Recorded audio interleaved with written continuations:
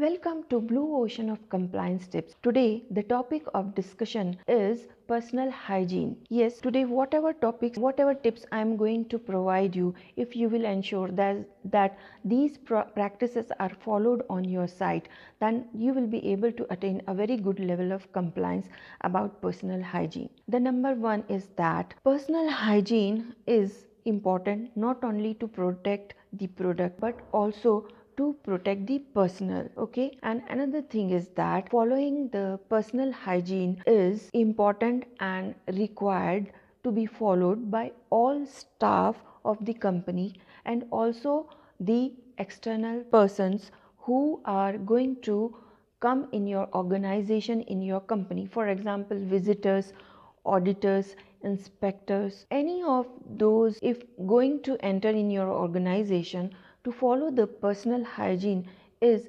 required to be followed by all of them. Another thing is, if any person is not trained about the personal hygiene and that person is going to enter in the CGMP area, so he should be accompanied with the person who is already trained in the personal hygiene. Now another tip is that in the manufacturing there are different steps, and in every step, to protect the product from cross contamination, the required gowning procedures which are to be followed should be clearly written in the control document, and those instructions should be followed. And while performing the operation in open activities, the person should be clearly instructed before he or she is going to perform that operation, like what gowning procedures are required, over gowning is required,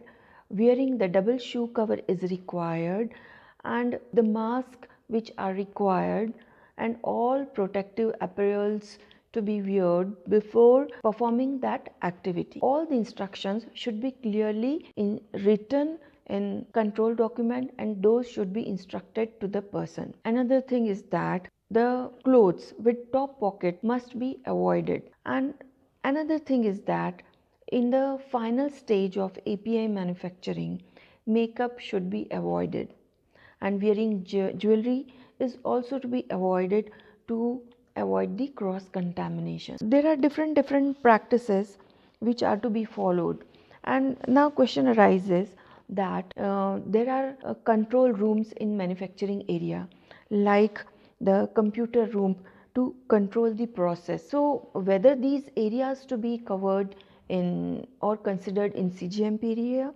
Yes, these are also to be considered in the CGMP area. Eating, drinking, chewing, keeping the food in those areas, storage of the food in those areas are also to be avoided, and those are not acceptable.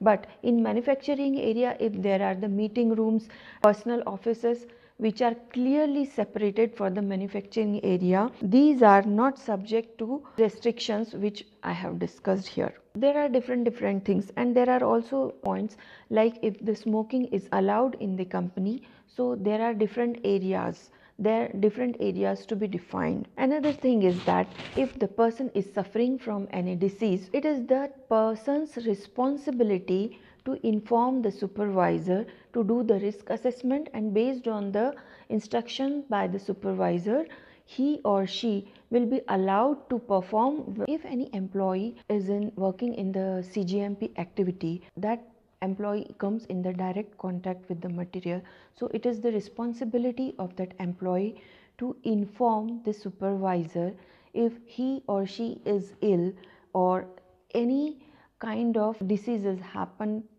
any kind of he is suffering from any kind of the disease. These were the compliance tips about the personal hygiene. Dear friends, if you want to know more about the compliance, then please subscribe my YouTube channel, from where you will be able to know when so many compliance tips, so that you will be able to bring the level of compliance on your site a very high level, and at the time of audit you will be able to live peacefully. And do not forget to read my book, Blue Ocean of Compliance. Thank you. Dr. Rupali Paranjape is signing out until we meet again in the Blue Ocean of Compliance tips.